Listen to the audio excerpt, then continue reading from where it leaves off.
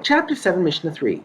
This Mishnah discusses another case in which the rabbis permitted a person to tithe the Demai food he will be receiving before he actually receives it.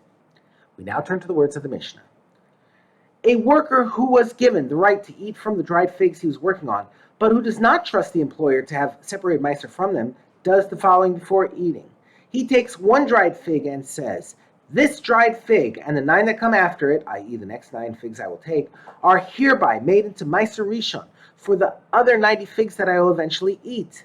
And this dried fig that I am holding is hereby made into Trumas Meiser for the other 9 figs of Meiser Rishon."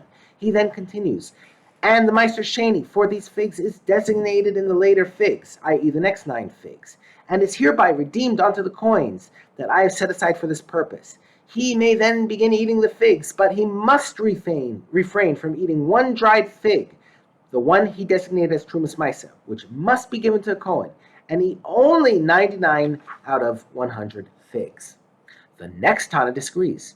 Rabban Shimon ben Gamliel says the worker should not refrain from eating the full 100 figs, because if he eats less than the amount he is used to eating, he reduces the quality of his work for the employer, because he will not have as much strength for his work as he should. Rather, he must buy an additional fig from the employer as a replacement of the one he designated as Trumas Meiser, so that he could eat 100 figs.